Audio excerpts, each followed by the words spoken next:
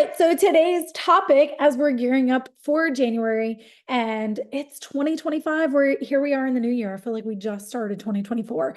But here we are in the new year, and I want to know, what kind of resolutions did you put for yourself last year that maybe you didn't get to check off that box?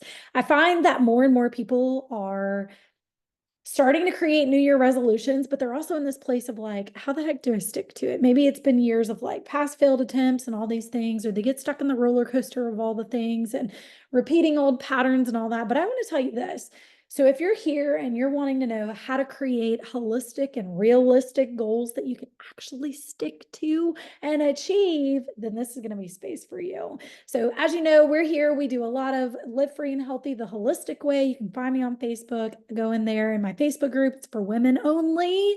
Please understand that I only work with women on being able to have and create the body and the confidence and the energy that they desire. So if you're here, say hello and welcome. You can comment below. I answer all my comments. I'm here to just fully support and give you the direction that you need to be able to have the body, the confidence, and the health that you deeply desire. This goes into emotional, physical, and mental health as well. We encompass it all here. It's why we take a holistic approach.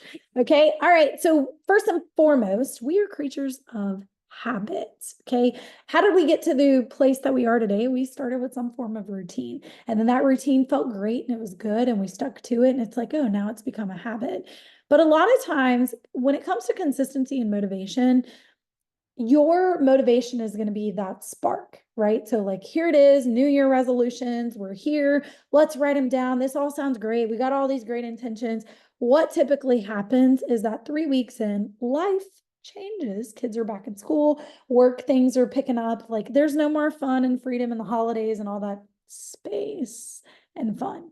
Now we're back to real reality of things. And how do we stick to that? How do we make sure that we can actually achieve our goals? How the heck do other people do it? And guys, I want to tell you, number one, I'm going to give you 4 things today, but number one is based on understanding the difference between motivation versus devotion. Motivation is literally the spark of interest. Okay. It's where we are now. Everybody's motivated to get healthy, to take better care of themselves. This might be the moment where you're like, man, I'm going into the me era, my healing era, my villain era, my whatever era. But it's a focus on you. Everybody's motivated to start focusing on themselves. The problem comes into play is when the motivation wears off and life gets busy. How do we keep going when everything feels difficult, when life starts slapping us in the face? How do we keep going so that way we can continue on to have the results that we desire without sacrificing our health or ourselves? How do we get out of this friggin' constant fight or flight response? That's what we focus on here. So number one is we have to shift gears into devotion. I'm going to tell you how to do this. I'm going to give you some journal exercises that you can do in your own time, at your own pace, your own comfortability, so that way you can achieve this. Okay. Because again, it's how to create holistic and realistic goals that you can actually stick to. So we have to shift to devotion. I have my notes here. So if you see my eyes looking down, I'm looking at my notes. We have to shift to devotion. This is focusing on the end result. If we can't picture what the end result is, then what are we working towards?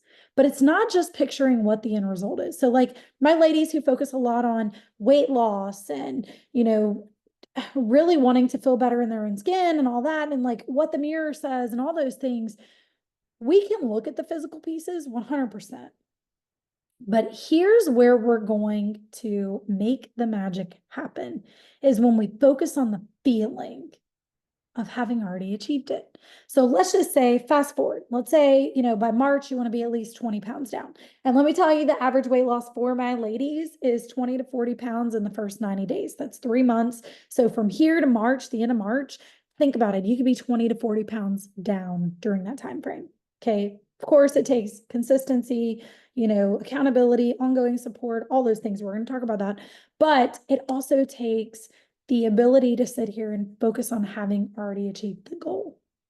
Because if you haven't put yourself in the perspective of where do you want to be, there's nothing to work towards. We don't have that why. There's no drive there. So if we're focusing on having already achieved the goal, so let's say, okay, here we are, boom, we're putting ourselves at the end of March. I'm stepping on the scale. Maybe it's March, what is it, 31st, whatever. We're at the end of the month. We're standing on the scale and holy crap, I'm 20 pounds down. How did I get here? Like the time flew. I was just doing the things that I was supposed to, you know, I was just, I got here. How does it feel? Write it down on a piece of paper. Step on the scale. What is the number that you see and how the heck does that number make you feel? Don't attach yourself to the number for this main reason. Most people get attached, most women get attached to the scale, and then we have to go through the process of breaking up with the scale and breaking up with numbers. But that number is not your worth. It is literally the difference between you and gravity. If you don't like that number, then we have to make some changes, right? And it starts with getting creative. Maybe you've done this before and you're like, Mace, I've done this before. I've done this many a times and I always tend to fail. I fall back into old habits. We're going to talk about how to not do that. But I want you to create the vision first. Okay. For any of you who are listening and you're like, you know, hey, I want to work with you. Cool. The first thing that I'm going to ask you is, what is your goal? So you have to write down your goals because if there's no goal to achieve and we can't imagine what it looks like, and let's just say you're like, what if I don't have a number goal? What if I'm like happy with the weight on the scale? I don't even care about that. I just care about how I feel in my body. Then go with what you see in the mirror, go with how you want to feel. Those are goals. Okay, those are goals. Why is that goal so important to you? That's where you're creating the devotion to keep moving forward towards the end goal. Okay, I need to know what that is as your coach in order to give you the right guidance, the right direction, everything that you need forward to be able to achieve that. Because how would a coach even understand how to lead you and guide you if they don't know the goal? Okay, and it might be something that we just like sit down and work on together. But start with a simple exercise. Okay, we have to shift to the devotion. What is the end result? Write down your goals. And look, if you're starting out, it's January, or maybe you're later in the year, start over today. Like just take today moving forward. What is your goals in your health, your career, and your relationships? Because guys, these are the top 3 things that we focus on a lot. A lot. It consumes 99% of our thoughts. Okay. Number 2, now we're going to start working backwards. Okay. So we need to focus on weekly achievable goals. I tell my clients this all the time. Pick one physical goal that you want to achieve, and let's not think weight loss. Let's think maybe it's like, I don't want to feel bloated. I don't want to feel distended or whatever. All right. One physical goal, one emotional goal. How do you want to feel? How do you want to feel? And number 3 is going to be one action goal. What is one thing that you can do daily that can lead you one step forward by the end of the week where you would see some differences, okay? See or feel or whatever. I am committing to blank each day. Fill in the blank. When you do this, we're moving into number 3. We start checking our boxes. Guys, again, we're creatures of habit. And we're also people that when we see accomplishments happen or we're making accomplishments and, you know, we're checking our boxes and things like that, we feel good because we feel successful. Everybody wants to feel successful. Everybody wants to feel good. Everybody wants to feel happy. This is a step in the right direction with that, right? Like you're seeing the success of it come up. When we complete things, write down a list of tasks. It's not to be drawn out. Keep your day full and busy because you do have to write yourself somewhere in there as well. And I teach my clients how to time block properly. I teach them how to fit themselves into their own busy schedule, not just penciling yourself in, but like pinning it in, you know, like in pin. And being able to actually spend 5 to 10 minutes a day on yourself. Believe it or not, 5 to 10 minutes a day consistently on yourself can lead to big, massive improvements and impact over time. Because think about it. If we look at the temporary gratification of things, you get your hair done, you get your nails done, I don't know, you go get your makeup, you do whatever, you spend those days of self-care, they're very few and short and in between. And they feel amazing. You feel amazing and you feel like $1 million after. But then that kind of wears off. The newness wears off of it. But when you do little things for yourself each day that make you feel good, guys, it's going to get you a lot further than just having to do something every so often. When we can spend at least 5 to 10 minutes a day on ourselves, it's going to make a big difference over time. And I'm talking like the type of trauma healing work that I do as a holistic health practitioner and a trauma healer, the type of work that I do with my clients, literally, it is years of stored trauma that we are literally healing in just a couple of months. Believe it or not. The number one thing that I hear a lot of my ladies, because they're also in therapy too, and they're like, God, I've been here for years in therapy, and then what I've been doing over here just does not feel like it equals what I've done in a short amount of time with you. Okay, trauma healing is super important. All right, we have to be able to focus on the physical, the mental, and the emotional aspects. All right, the physical is really, what's the strategy here? What does my body need? I will tell you this, number 4 is how to not repeat old patterns is to do what works for you. Do what works for you. Because if you've got Susie Q and Bobby Joe over here, and they're both 2 different things, they're 2 different people, they got 2 different bodies, gut health, metabolism, hormones are operating differently. They've got different trauma, all those things. You have to do what works for you. If I were to give Susie Q Bobby Joe's plan, she'll never make it. She'll fail. Who wants to keep failing? No one.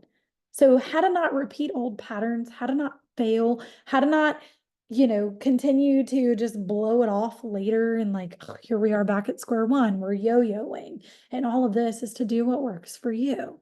So how do I do that with my clients? Number 1, you need a strategy. You have to have a strategy that works best in your busy schedule and it keeps you moving forward even on your worst days. Okay. It literally is something simple and easy that you can stick to. You don't want to quit. You don't want to give up, but it works for you. It's aligned to you, to your body, to your needs, and to your goals. Number 2 is eating for your body's needs and working out for your body's needs. Okay, working out is super simple. Like if you've got hormone issues, metabolism problems, and gut health problems, then your typical HIIT type style workouts, or I'm going to go lift heavy weights in the gym, blah, blah, blah, blah, blah. Like those things are not going to work for you. They're actually going to work against you. So you're going to find that you're feeling more bloated, more tired. You've got adrenal issues, all these things. Your gut health is having problems. Hormones are out of whack. Those things are going to start showing up because your workouts need to change. They need to be made for you and where your body is to get to the goals that you desire. Okay. On the eating for your body's needs side, I'm not talking about tracking or counting macros and calories and all that bullshit. And I'm also not here to talk about sacrificing and restricting all your favorite foods because that doesn't work. You can only do what is going to work uniquely for you and for your body. Okay. This is super important to restoring your gut health, your metabolism, and your hormones so that you can have quick and easy results. You can see them up front. You can stay devoted and motivated because you feel freaking good. You don't feel bad, but you're still giving yourself the freedom to have your favorite foods where they're not sabotaging your goals. And then finally, number 3 on that, whenever it comes to doing what works for you, is aligning to it's aligning to your emotional health, your mental health. It's uncovering the roots of hidden stress, the past traumas, the insecurities, the doubts, the worries, all the things that you've held on to, those unresolved emotional wounds that you've been holding on to for years that you can heal from, that give you the ability to reduce the inflammation in your body, that allow your organ functions and your body to operate properly so you can have quick and easy results, but also results that last. There's no going backwards after that. There is no going backwards because at that point, you know what works for you. And you've healed those parts of you, the emotional weight, the mental weight, the load, everything that you've been carrying, you've healed from that. So now you're lighter and you're freer. And that's the work that I do with my clients. That's exactly what we do inside my Empowered Wellness program. So if you're coming in, you're new to this channel, or you're in this place of like, okay, I really need to make some changes. Like, because again, if nothing changes, nothing changes. But if you're here to stop repeating old patterns, you want to create those holistic, realistic goals that you can actually stick to, and you want to have that ongoing support and accountability because you know those things work for you. You've done them before, and you know that having ongoing support and accountability is best for you. And to have somebody hold your hand, tell you what to do, how to be able to also do it on your own so that you don't need them anymore.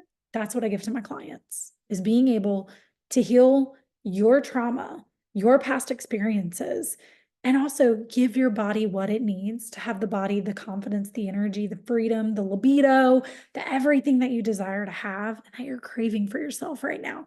So if that's you, reach out to me. Let's get connected. You can hit me up on Facebook. You can comment below.